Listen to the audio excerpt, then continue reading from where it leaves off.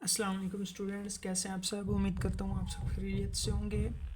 आज से हम एलएलबी सेमेस्टर 1 क्वांटिटेटिव रीजनिंग का मुकम्मल कोर्स स्टार्ट करने वाले हैं। आज हम कोशिश करेंगे कि हम पहली अपनी एक्सरसाइज को मुकम्मल हल करें। पहली एक्सरसाइज में बेसिक कॉन्सेप्ट्स हैं जो हमने प्रीवियस क्लासेस में पढ़ चुके हैं।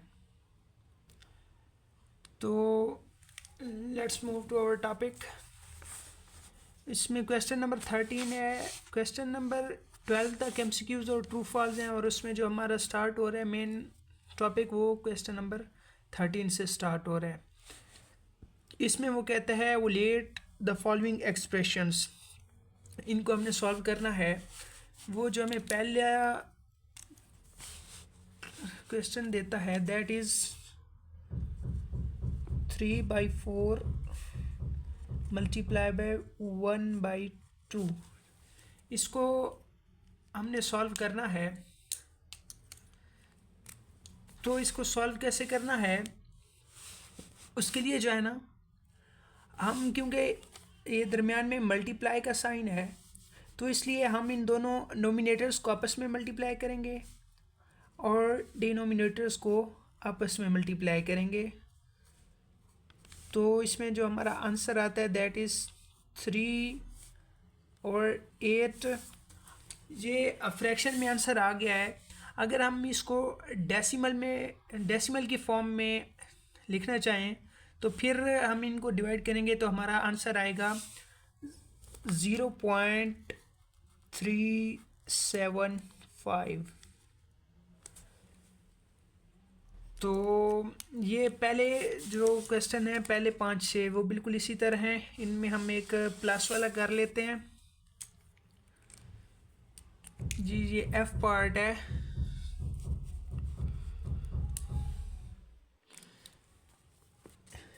एफ पार्ट में वो कह रहा है कि 1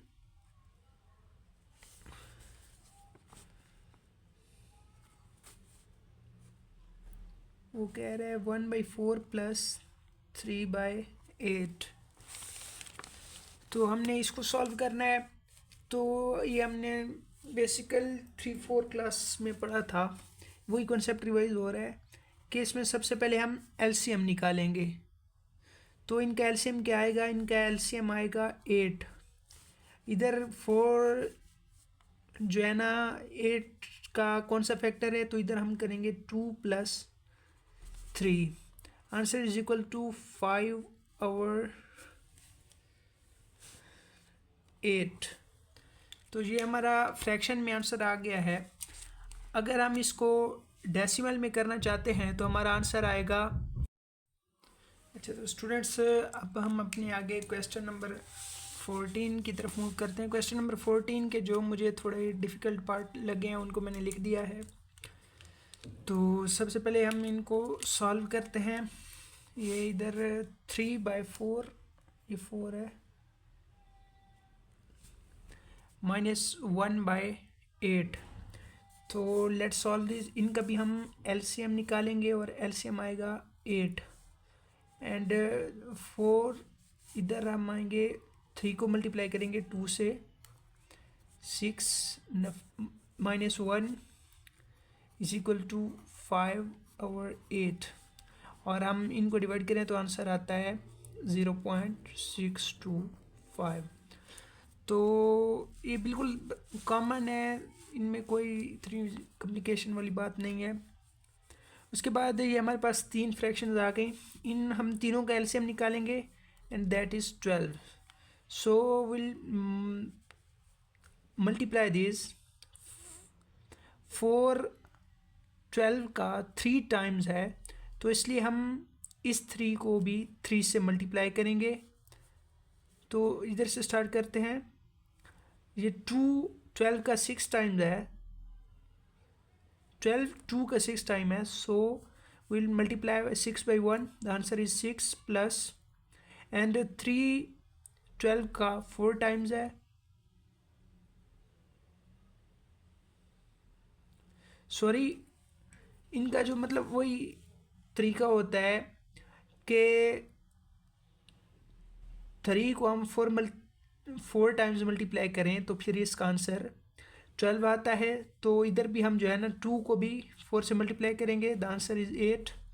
और फिर 4 को अगर हम 3 टाइम्स मल्टीप्लाई करें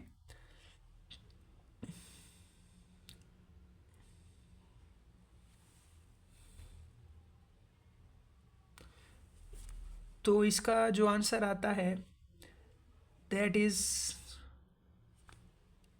9। 3 को 3 से मल्टीप्लाई करें, answer is 9। So we'll add this. So by adding this we get answer 9, 8 and 6। जब इनको हम ऐड करेंगे तो आंसर आएगा 23 और 12। अगर हम इनको डिवाइड करें तो इसका आंसर आता है 1.92। तो इसके बाद जो है ना हम ये मल्टीप्लाई करेंगे, ये भी बहुत सिंपल है। इन तीनों डिनोमिनेटर्स को आपस में मल्टीप्लाई करना है और नोमिनेटर्स को आपस में मल्टीप्लाई करना है। सो we get 3 over 5 multiplied by 10 over 3 multiplied by 3 by 2. So by multiplying this we get by 30 and 3 10 30 33 90. So the answer we get is 3. These are very simple and basic questions. अच्छा, question number 15 है, write the each of the following in common fractions. इन सब को हमने common fraction में लिखना है। तो ये बहुत आसान है, इसका मैं आपको मेथड बताता हूँ। तो इनमें हम जो है ना 3 पार्ट्स सेलेक्ट कर लेते हैं, वही करेंगे। एक हम सी पार्ट कर लेते हैं और एक एच पार्ट कर लेते हैं और एक ये या फिर ये बी पार्ट कर लेते हैं। तो जो है ना अब हम लिखते हैं बी पार्ट क्या है।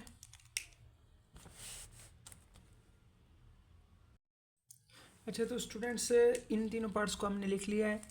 तो इसका सॉल्यूशन ये होता है कि आपने इसी तरह लिखना है 0.3। तो इसको करना क्या है, बेसिकली ये पॉइंट की जगह पर 1 लगाना है और इसके आगे जितने भी डिजिट्स हों उतनी ज़ीरोज़ लगानी है। इस तरह इसका हम आंसर करेंगे 3। ये पॉइंट की जगह 1 आएगा और ये 3 या इससे आगे जितने भी डिजिट होंगे ना उनकी जगह हम ज़ीरोज़ ही लगाएंगे। तो इधर इसका आंसर आएगा 3/10। So our next part is 0.05 and there also point के नीचे 1, इधर भी 0, इधर भी 0। so we'll get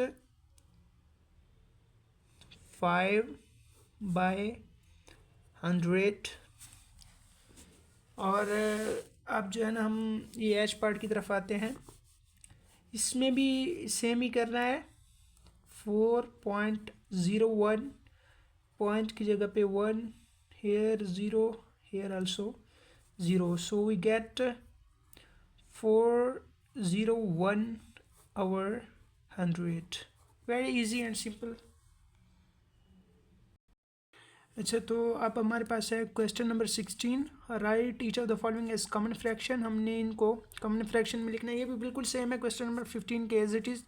सो इसमें हम सिर्फ यही 2 जी और एच पार्ट करते हैं। सो जी पार्ट में है 0.0003। So here also 0.0003, here 1, 0, 0, 0 and 1 more 0। so the answer is 3/10,000। so move to part H, 0.034, here 1, 0, 0 and 1 more 0। so we'll get 34/1000. Very simple and easy. अच्छा, तो अब हम आते हैं क्वेश्चन नंबर 17 की तरफ. ये भी बहुत सिंपल है. वही इसमें सारे जो है ना पहले एक्सरसाइज में कॉन्सेप्ट्स रिवाइज हो रहे हैं जो हम पिछली क्लासेस में पढ़ चुके हैं.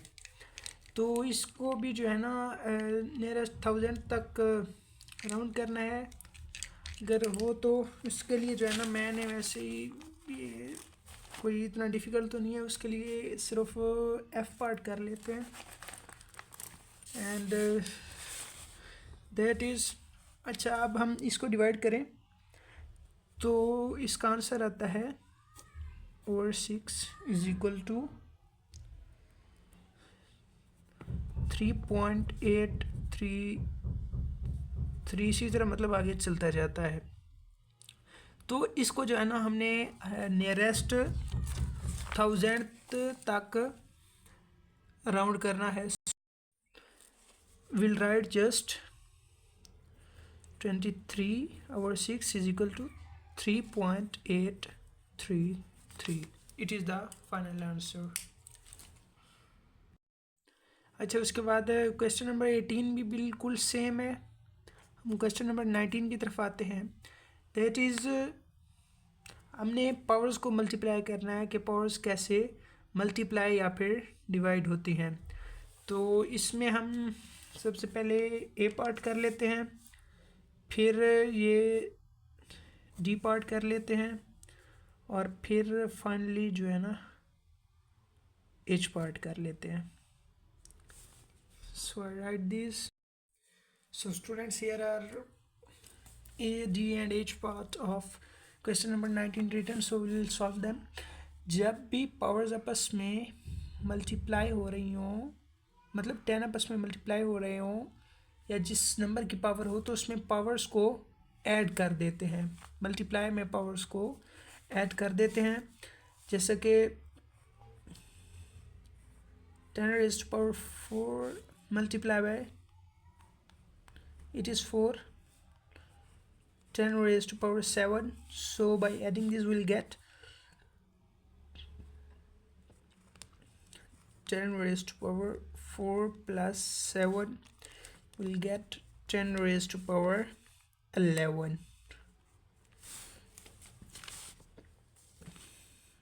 and here अब जो है ना इधर ये पावर बट्टे के नीचे है, यानी it is to be divide. So पहले तो हम इस पावर को ऊपर लाएंगे मल्टीप्लाई फ्रैक्शन के ऊपर. 10⁸ मल्टीप्लाई बाय 10⁻. इधर साइन नेगेटिव था तो जब ऊपर आएगा तो पॉजिटिव हो जाएगा. Power 4 is equal to pi. So by adding this 10 8 + 4 is equal to 10⁻12.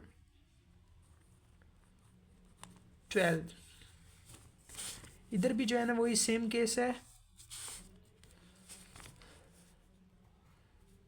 10⁻15 अब ये ऊपर आ जाएगा when it will be to multiply, so the sign will be changed. 10⁻+5 is equal to 10, and 15 + 5 is equal to 10⁻20. अच्छा students, अब हमारे word problem शुरू हो गए हैं. तो क्वेश्चन नंबर 21 में वो कहता है हाउ मच विल यू पे for 3.5 pound of bananas at a price of $0.90 पर पाउंड. अच्छा, वो क्या कह रहा है? वो कहता है कि क्वेश्चन नंबर 20 भी वो मैंने इसलिए छोड़ दिया है, वो बिल्कुल सेम है ऊपर वाले क्वेश्चन नंबर 19 की तरह है.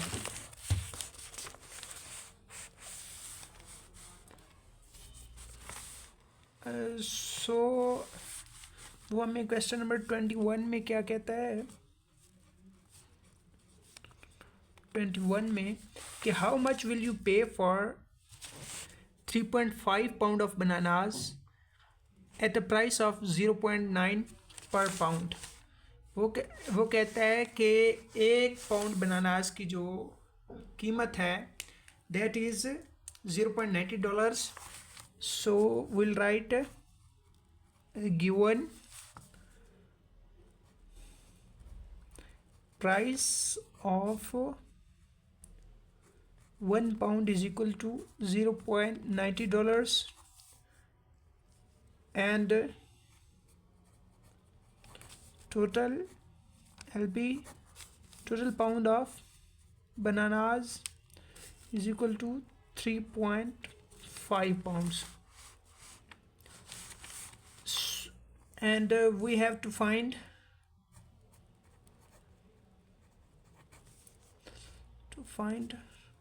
total price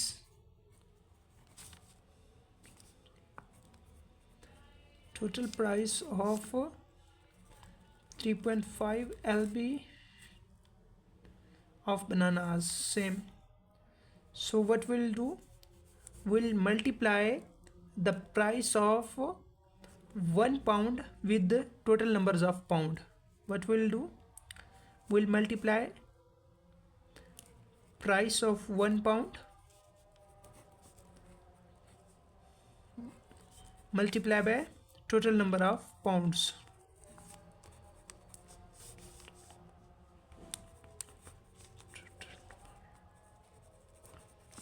So we get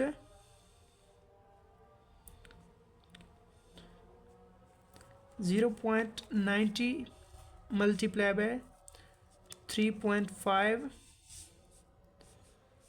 So we get the answer $3.15. So our total price is $3.15 we have to pay.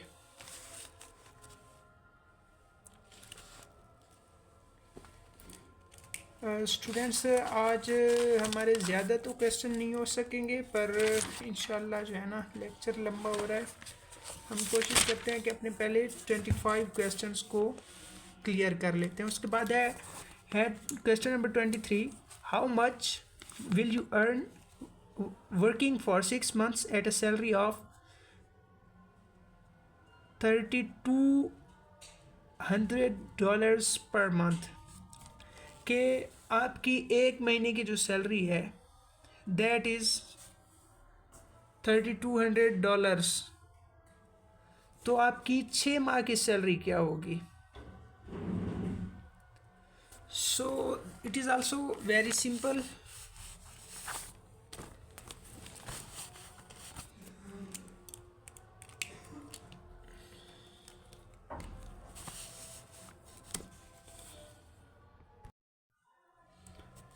Here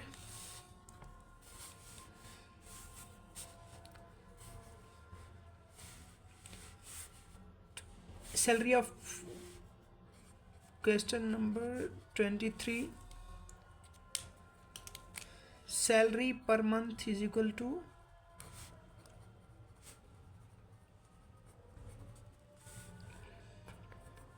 $3,200 and total earning in 6 months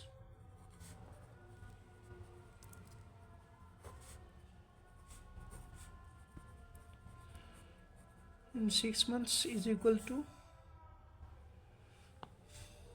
what? So इधर जो हमने करना है वो total earning of 6 months is equal to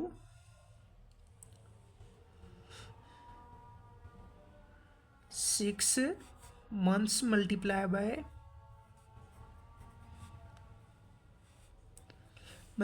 by total salary per month.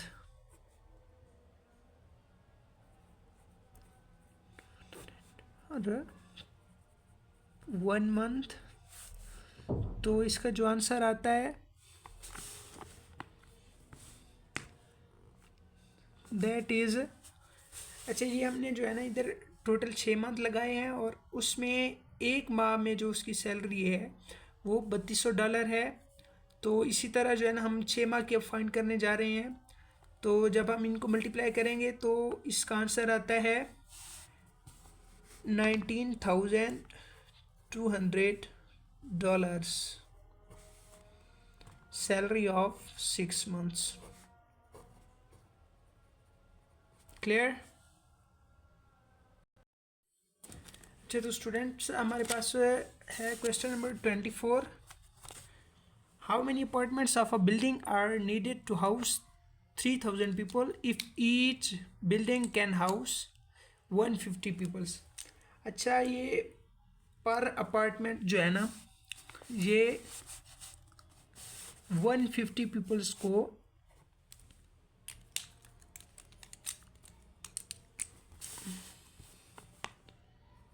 अच्छा, ये one apartment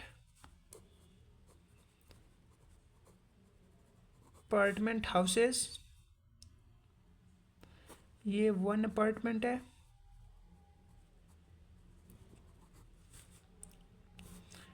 और ये 150 पीपल्स को हाउस करता है। तो अब हमने फाइंड करने हैं 3,000 peoples. So we will divide simply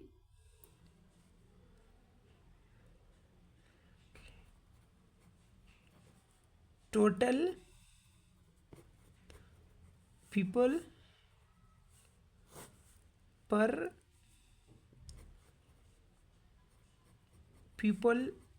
पर अपार्टमेंट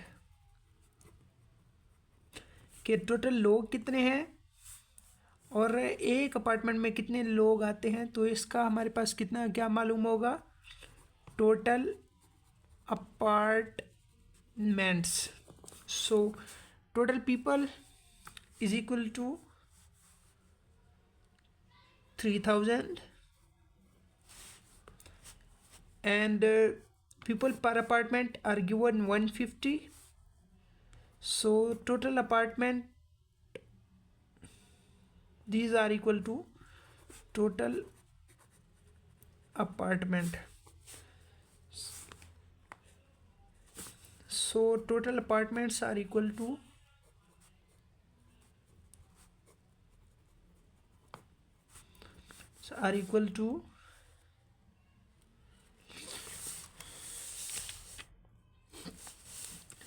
इनको जब हम डिवाइड करेंगे तो इसका आंसर आएगा 20। सो अगर एक अपार्टमेंट में 150 लोग रहते हैं तो 3,000 लोग 20 अपार्टमेंट्स में रहेंगे। अच्छा स्टूडेंट्स, आज के लेक्चर को हम इधर ही ख़त्म करते हैं। इंशाल्लाह बकिया इस एक्सरसाइज के टोटल क्वेश्चन है